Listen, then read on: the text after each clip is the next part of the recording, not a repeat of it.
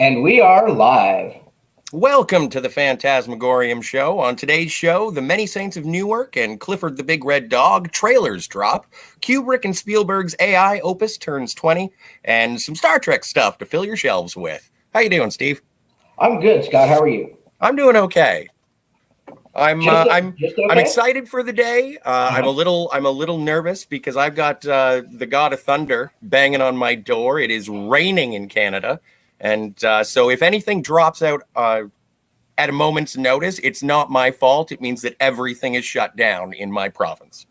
Yeah, well, hopefully we won't have that happen, but we'll cross that bridge when and if we come to it. Hopefully we have you for the entirety of the show. Should be a rather quick show. Excuse me today.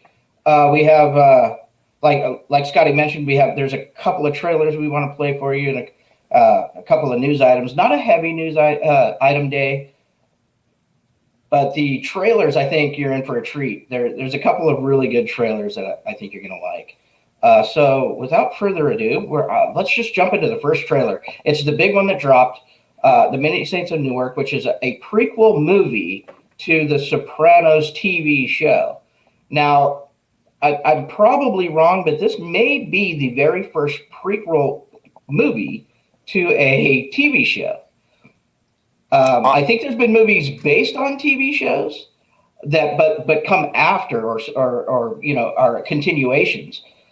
So I think this might be the first prequel. I don't know. That's an interesting. It's a good trivia question. Maybe you can, if you know the answer, pop into the comments and let us know. Obviously, off the top, we always like to ask you to please subscribe, comment, like, share this video. The likes, shares, and comments really help grow the channel. So, we appreciate all that kind of engagement. If you do want to leave a tip with your comment, you can do so at www.streamelements.com/phantasmagoriumshow/tip. Also, you can find our website with all of our shows and a link to our audio-only podcast page. Just visit www.phantasmagoriumshow.com. And I think that will do it for Don't forget, we have a Twitter now. We have a Twitter. Oh, we do have a Twitter. So find us on Twitter. We're on Facebook. We have a Facebook page and a group. Everybody's welcome to the group. Just ask to join, and we'll let you right in there. And find us on Twitter at Phantasmagoriums. It's awesome. plural. It's plural. I put both of us in there. So it is at Phantasmagoriums. Perfect. You got the ticker? You got the ticker? I do have the ticker. Let me get the ticker. Just because I know you love the ticker. Like a third host. Let's get the good ticker going on. There we go. There he is. Look at you. Outstanding. All right. Get the ticker going. And I think we can jump right into. Okay, so let's jump into the Many Saints of Newark, the official trailer dropped this morning, and let's talk about it. I have a lot to say about this at the end of this video. So Here we go. So that happened today. It's funny because I had zero expectation for this. I wasn't looking forward to this movie at all.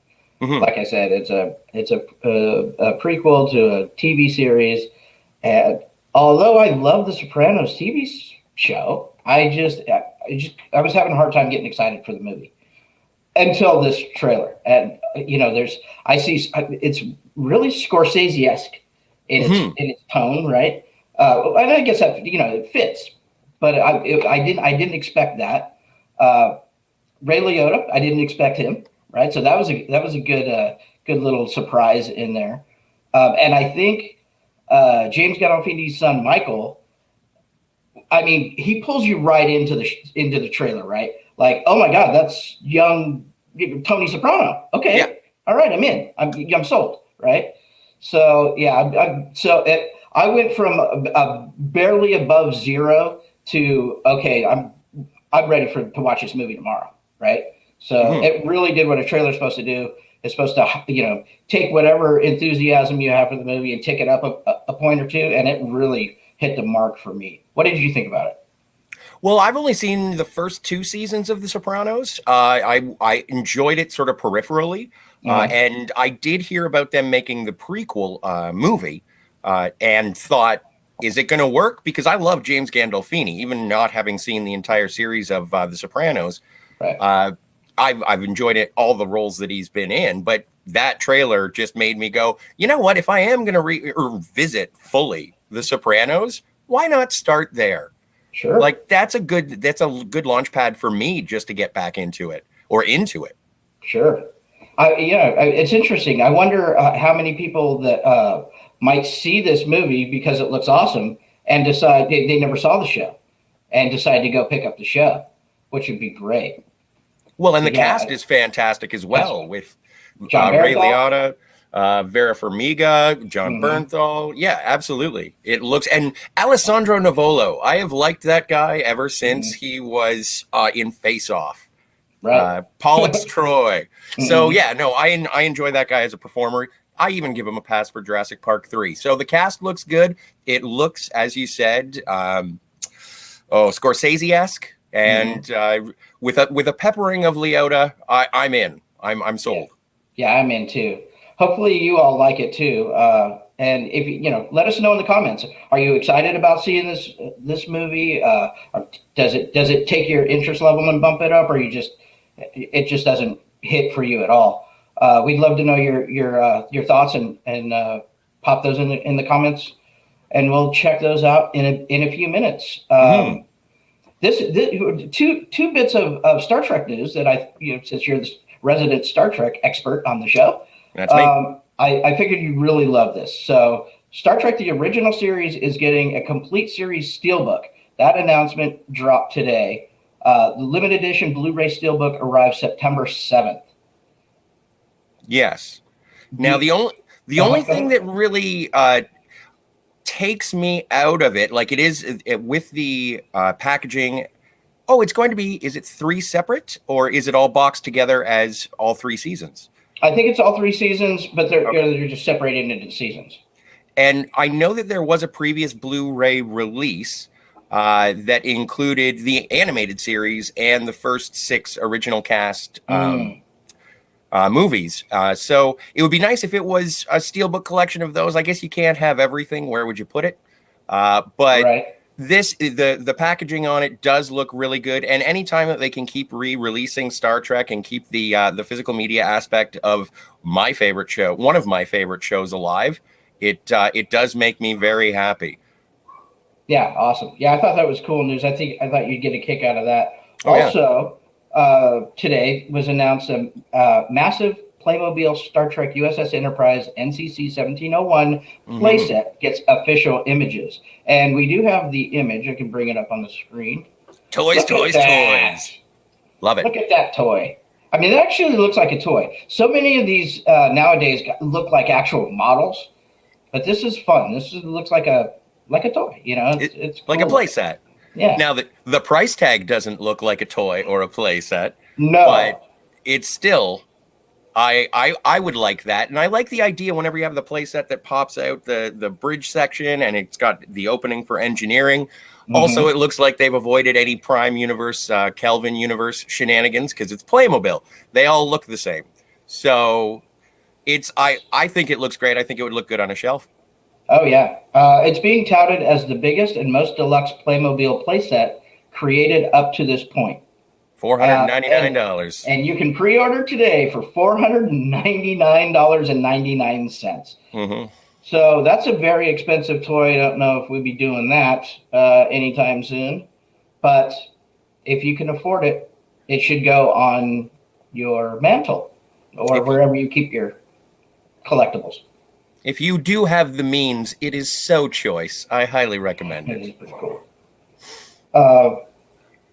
Next up, we had how is this for a sprinkle of goodness? Good Omens is returning for a second season on Amazon Prime. So I love the first season. I know some people are going to have trepidation, and that's probably you, Scotty, about having this another season when the first season was perfect and it wrapped itself up in a nice tidy little bow. So what are your thoughts on season 2 of Good Omens? I loved season 1. I really enjoyed the book by Neil Gaiman and Terry Pratchett. It is probably top 10 books of all time that I've read, just because of the whimsy in it, and the mythology and the characterization. I thought it was great. My problem with it is something that I haven't had to experience firsthand, but I've heard a lot of Game of Thrones people discuss. Once there were no more books from the original creators, that's when Game of Thrones sort of went off the rails. And because there is no sequel book to Good Omens from Neil Gaiman, and sadly Terry Pratchett passed away a few years ago, I don't know how they'll construct it, or if it'll still have that whimsy. I have high hopes, but I'm more nervous than optimistic. Yeah, and it didn't say how involved Neil Gaiman might be in this second season, so that might be troubling. I'm the opposite on Game of Thrones. I actually really like the last couple of seasons. Okay. I didn't read the books though, so I wasn't already invested in the books. There seemed to be two camps there: the book readers and the non-book readers for Thrones. Let's just hope they can pick up where they left off and create something that's just as equally as good. But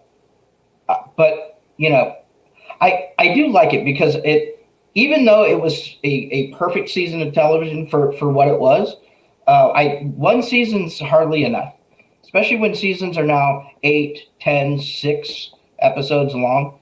I do want to live a little longer in these worlds and get to know these characters a little better. So the art of the miniseries is sort of lost, because once you do, except for if you have a show on Netflix, because you get multiple seasons until you're canceled, and then you just scramble to find an ending.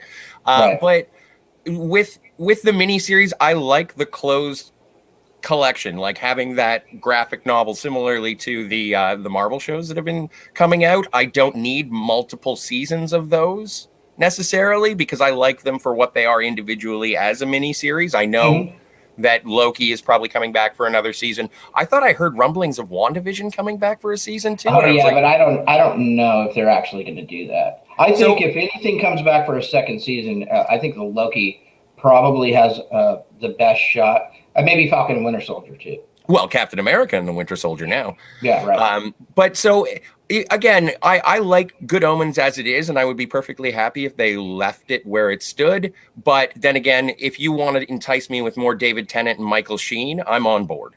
Yeah, absolutely. Still nervous, but on board. But they crushed it in those roles, so for sure. It'll be great to see them back on screen again. Mm-hmm. I'm gonna flip these around and go to the AI. So today, AI, artificial intelligence, turns 20. Haley Joel Osment reflects on the epic scale of the Spielberg movie and legacy of Kubrick. You can find that on The Hollywood Reporter if you'd like to read more about his take on what that was. I thought we kind of celebrate birthdays and anniversaries on the show, so I figured we'd celebrate this one. This is another one where AI is turning, 20 years old, and it makes me feel old. I'm like, God damn, there's no way that movie is that old. It sure is. The actor summons memories from the sci-fi drama that challenged him to play an android, required scuba certification for underwater scenes, and involved being sprayed with latex every morning to make his skin look robotic. Yikes, that doesn't sound pleasant.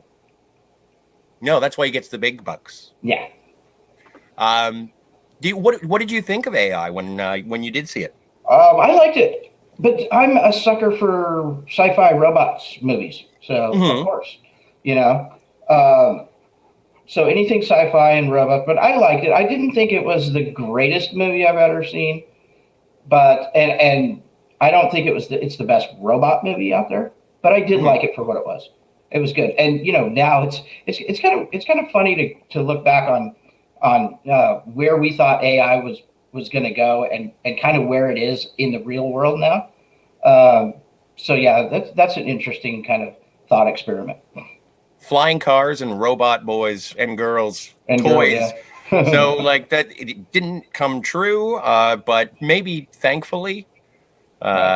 But it's AI. When I first saw it, I sort of had a negative. I didn't want to see it, but I was I had run out of Kubrick movies, and I had always heard that this was a developed Kubrick flick that he basically, after his passing, was handed off to Spielberg.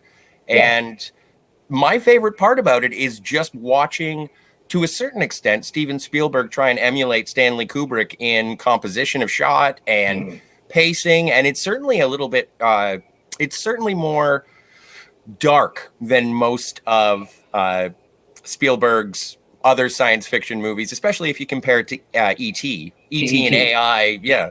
Right. But I came to enjoy artificial intelligence with every reviewing, and I have watched it a couple of times, probably about 4 or 5. I never went back, and this is probably because I'm such a Kubrick fan.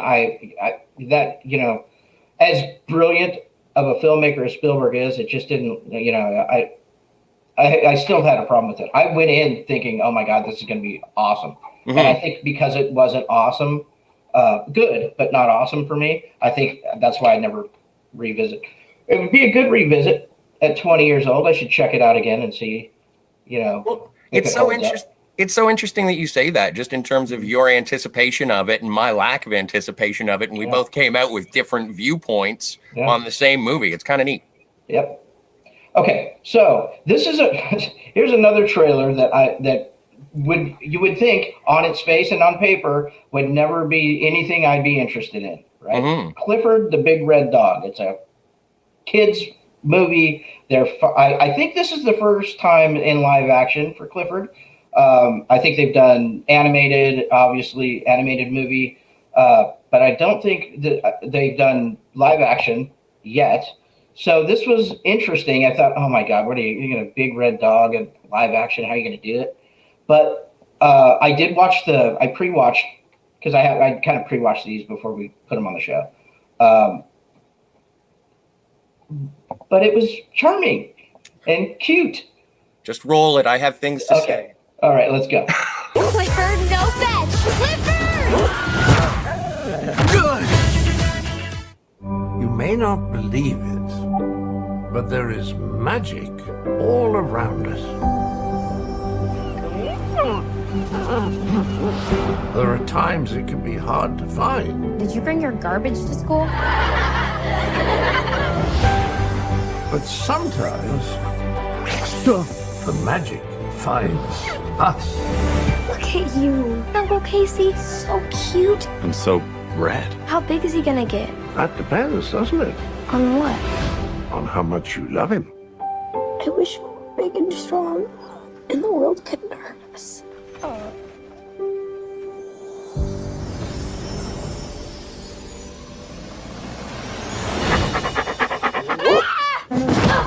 Clifford? Uncle Casey! Oh no, we're gonna be late for school. About the dog?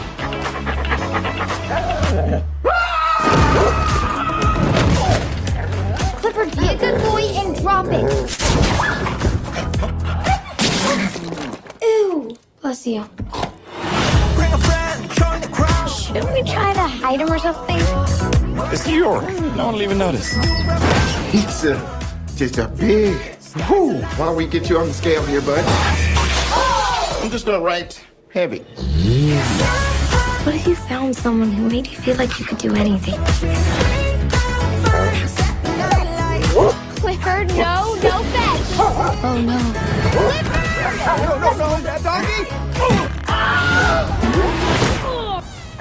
No, this dog is killing me. Oh look, they're playing!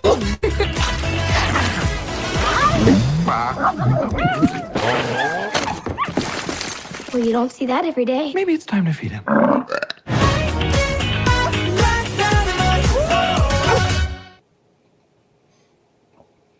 Okay, I loved it. When I saw that it was posted in one of the forums that I frequent when I'm having coffee in the morning, and I was like, no, do not. So I watched it with every intention of hating it. And I thought that was adorable. First of all, it's a giant dog. I have a regular sized dog, so I'm already predisposed to like dogs. And when the dog is acting like a dog and the dog doesn't talk, it's just a big red dog. That is exactly, I sound like such a child, but that is exactly what I want from an adaptation of Clifford the Big Red Dog. What do you do with a giant dog? And so the shenanigans and hilarity that will ensue, I'm really looking forward to that. Yeah, it's interesting. I was watching it and I'm like, this is charming. It's, whimsical. They got the, a little bit of magic in there, and, John Cleese is in there. So that's always John good. Cleese is still alive. Right? This is great news. This is great news. Who knew? Yeah. So, I'm like, okay, I'll put it on the show. This isn't our usual fare, obviously. But, it looks like a fun, charming little movie. Mm-hmm. And, good for Clifford the Big Red Dog, I guess. It kind of reminds me of when they made the Peanuts movie, and I didn't want to watch the Peanuts movie because I liked Charlie Brown and Snoopy from childhood. And then when I watched it, like, my heart grew 3 sizes that day. Mm-hmm. And so with this, it has the same sort of vibe of just be a kid, revisit, enjoy it, and also it'll be good for a new generation who have no idea who Clifford is. Correct. Yeah. So, yeah, awesome. Mm-hmm. Let's see. We have we do have another trailer we want to get to, but before that, I found this story and it really kind of spoke to me about fandom. We often hear about how toxic fandom is, especially in our space. Star Wars fandom gets kind of gets really spicy. Star Trek fandom gets spicy. Every fandom gets spicy, right? Now, everybody talks about how toxic it could get. But here's what I thought was fandom done right. Mad Max fans raised more than $70,000 to fund brain surgery for injured Furiosa stunt woman. Dinah Grant, I think it's Dinah. Dana. Is it Dana? Dana. That's what I would assume, yes. Yeah. Dana Grant is a stunt double for Charlize Theron, Lucy Lawless, and more. And she obviously needed brain surgery. And it looks like the fans of Mad Max came together, started a fund, and funded over $73,000 to help raise money for the surgery. I thought that was great. Now this is how the fandom, when it really wants to do something good, can pull together and really make a difference. Oh, absolutely. And when I was a kid, I wanted to grow up and be. I don't know why I'm hearkening back to my my youth in this episode so much, but when I was a kid, people asked me, "What do you want to be when you grow up?" I wanted to be a stuntman, mostly because I liked the TV show The Fall Guy. But to know it was such a dangerous profession, that's what ultimately I was like. You know what? Maybe I don't want to jump off of a motorcycle that's off of a bridge or whatever.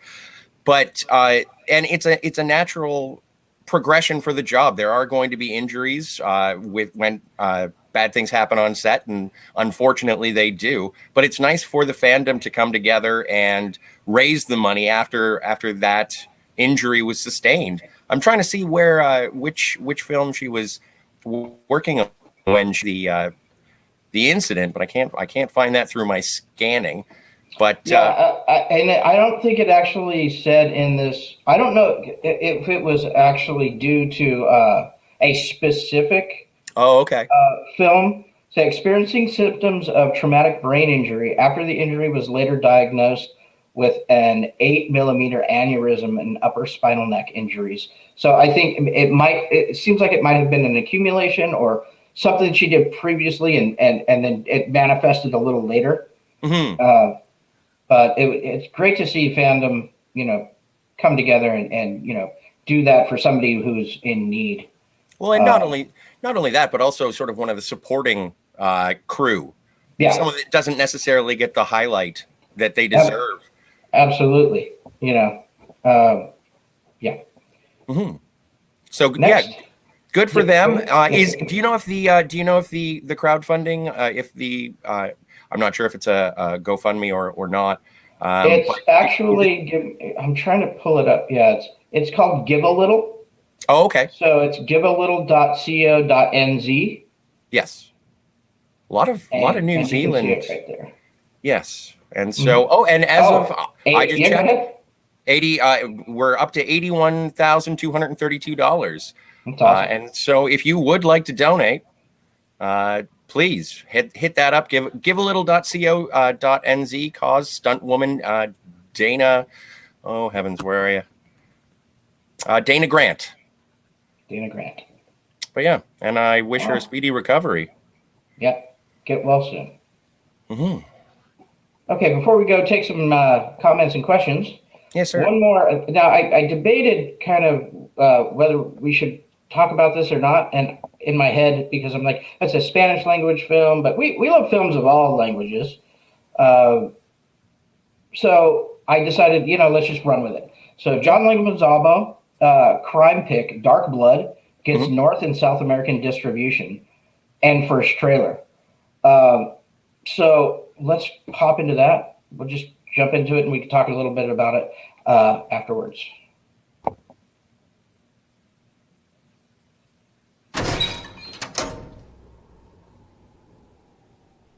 Usted está acusado por homicidio agravado. Si usted se declara culpable, le pueden rebajar la condena a la mitad.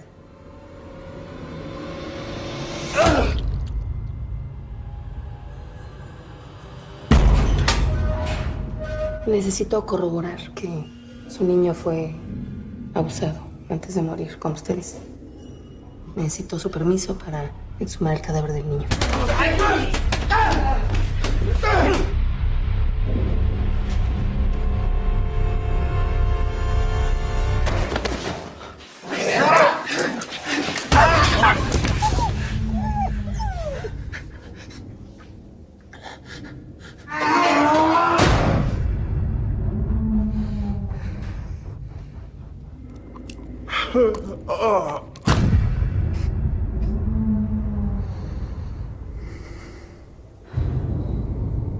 El niño entró despacito.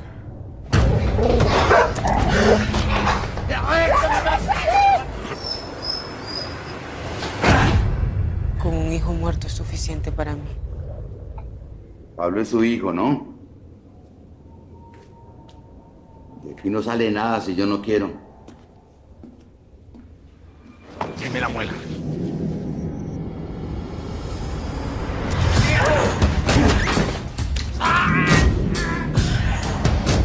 ¡Segundo! ¡Agarrando!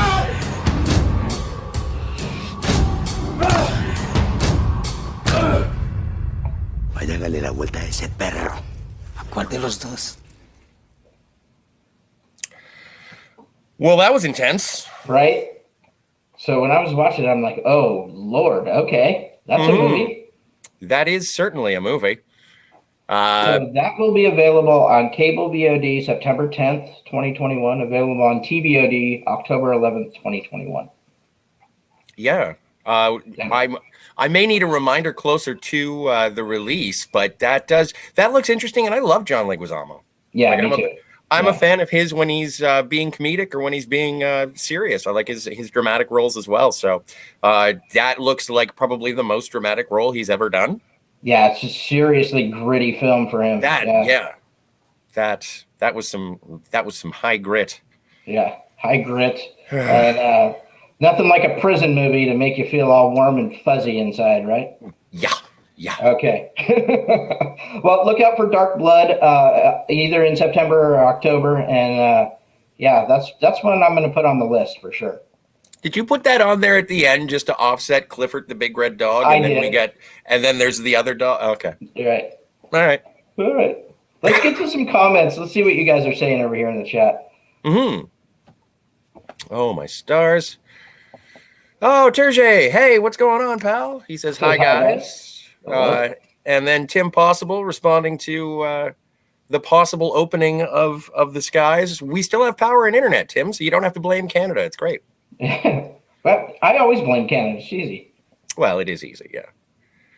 Terje loves Steve's new background. Yes. Thanks, man. Yeah, I appreciate it. I worked hard this weekend to get it all set up. So thanks for noticing. At least it's not a blank wall, right? Do you want to take this one? Because you're the Sopranos expert. Yeah, Tiberius follows up. Sopranos prequel? This had totally escaped me. I'm all in. Who ate the gabagool? Yeah, I know, right? Who ate gabagool? I know. I don't know. Look in your fridge. Oh, there's a lot of gabagools. Yeah, gabagool, government cheese. Thanks for watching the show, and thanks for commenting. Hope you like and subscribe and do all the things, and we hope to see you back. Mm-hmm. Gabagool. Gabagool. What is gabagool? It's an Italian dish. Okay. I'll totally have a panic attack of the gabagool is missing from my fridge. Yeah, no, I know. Yeah, Terje, if Ray Liotta plays something gangstery, I'm all there. Absolutely. Yeah. Like So, even date night. So it looks like now I'm not sure, but it looks like he may be playing the dad, Tony Soprano's father. I mean, I don't know. It's possible. I don't know. Somebody, Again, I don't know enough about it. Yeah, I know. It's somebody who has, that wants to keep him away from Dickie, that's for sure. And I think this is our last one. Again from Tiberius, says, I'm going to keep my wallet shut till Playmobil does Airwolf. Oh, yeah. I do, however, own Ghostbusters and Back to the Future toys. Yeah, that Airwolf would be awesome. Airwolf would be cool. I'm curious. I'm curious, Terje, which Ghostbusters? If there's a play set for the firehouse, that would be really. Yeah. Like, I don't know if it's a playhouse. If you have the DeLorean, obviously, hats off. But if you had the fire hall, ooh. And obviously anything Back to the Future, I don't care. Yeah. And I don't care what it is because I like it so much. Not that I don't care about Back to the Future. Right.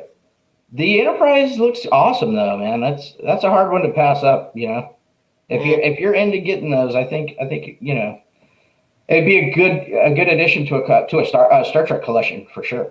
Absolutely, yeah. Well, and like I said, I think this was a short episode. Like I said, there was not a lot of entertainment and pop culture news off the top this morning. Here's another one. Perfect. I just had to double check with you, Chase. Yeah. I have the fire hall. Fire Of hall. course. Of course you did. Awesome. Yeah, kind of a slow news day.